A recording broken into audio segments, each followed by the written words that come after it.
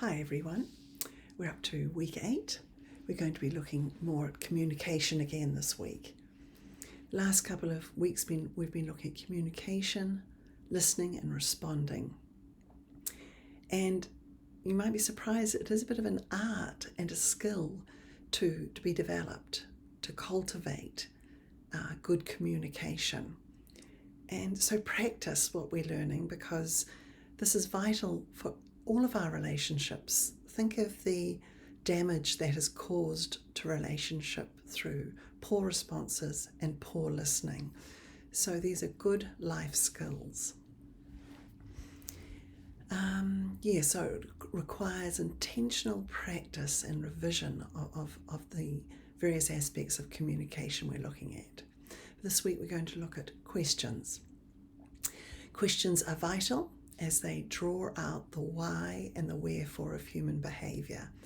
Proverbs 20 verse 5 says, "The purpose in a man's heart is like deep water, but a man of understanding will draw it out."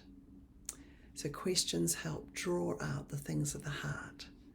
For the heart is deceitful above all things and desperately sick. Who can understand it? So we often need help in understanding our hearts. Most human suffering comes when our natural desires are thwarted. So again, we ask the questions to get to the heart of the matter. But as we use questions, we want to be careful how we phrase our questions, the depth of the questions we're asking. So you'll want to ask gentle questions at the beginning and then ask permission to move to deeper, more exposing questions.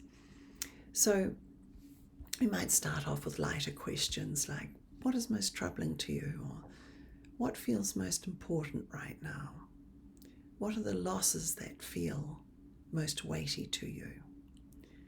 So that those are sort of invitational questions that are just hoping to open a door to develop trust.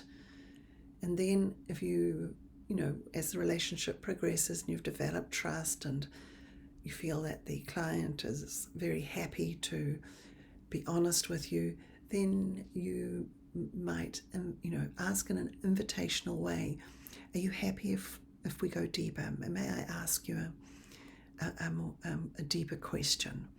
So very important to have the counsellee moving with you. Don't leave them behind. Don't drag them too far forward.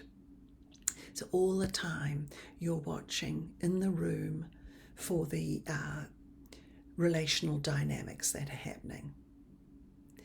I think this is really important, and something I suppose as I've gone on in my years of counselling, I've grown more accustomed to noticing. I probably didn't notice these things much at the beginning, but is your client fading? Are they getting tired?